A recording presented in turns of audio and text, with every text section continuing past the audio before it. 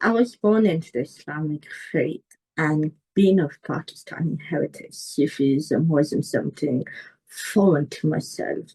However, it wasn't what you would automatically think of Islam to be.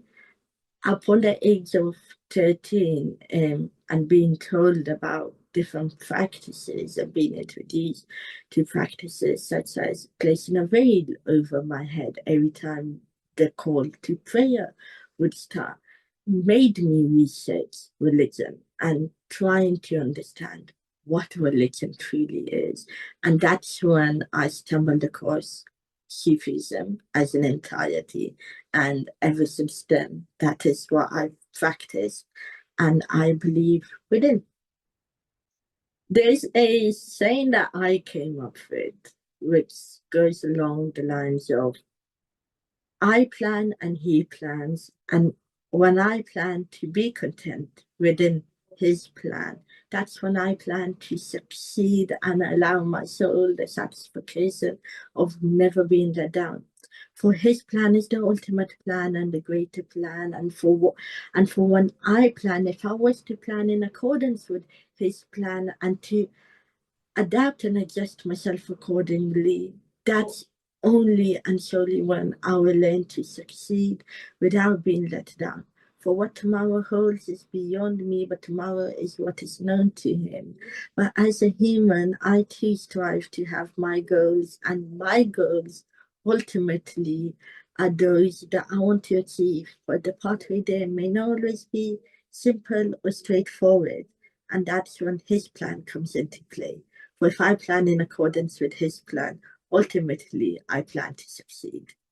I was born into it. So but you've known something from the very minute that you can recall, it can't necessarily change you as a person, but it has certainly saved my professional endowments, particularly as somebody working between politics, social change, impact, cohesion. It's taught me perseverance to get on with it, to carry on in spite of every hurdle, to be able to turn around and say, no matter how hard or difficult this journey, this road, this mission may feel to be, there is a way for it to happen, for it to partake, for me to undertake my greater purpose. And that's what my religion has really taught me.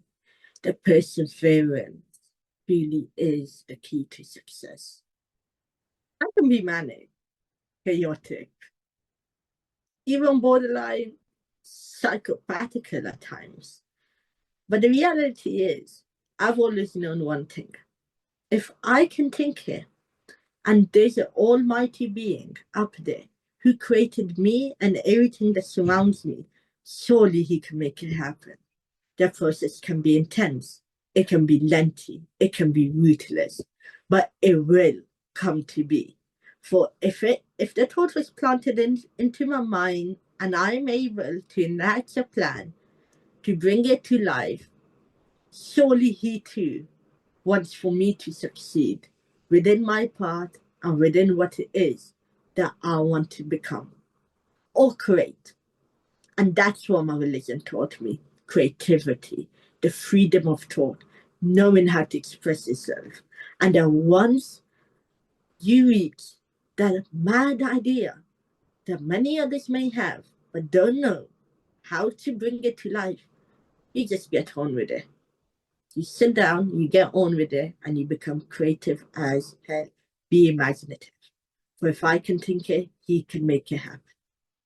There's a common belief said amongst nearly every religion that there's something greater than this life within itself.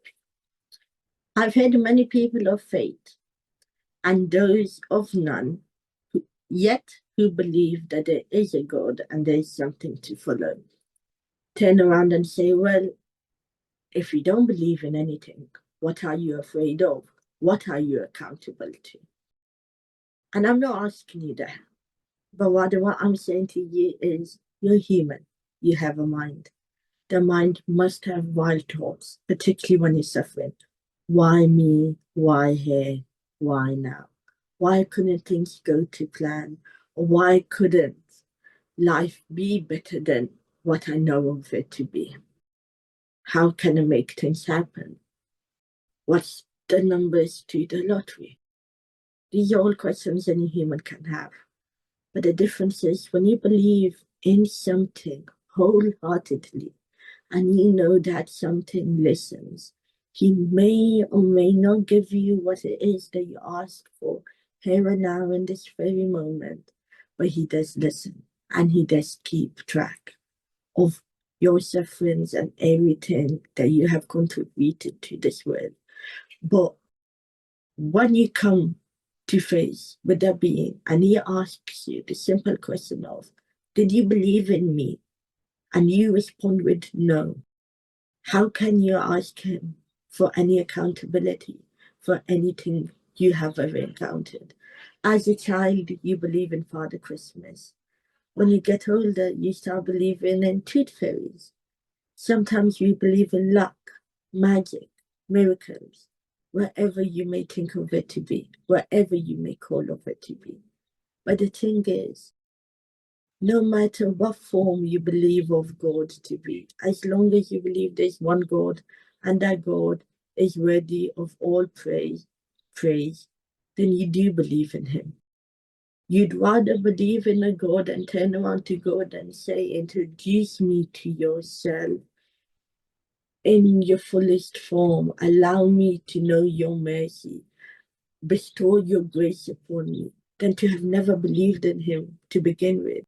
Because come to think of it, if you can cast a vote in an election, knowing the government won't change anything, can't you begin to believe in the change fate can bring to your fate? Only and simply if you turn around and you start to say, yes, there is a God. And more than likely, the God is named Allah subhanahu wa ta'ala.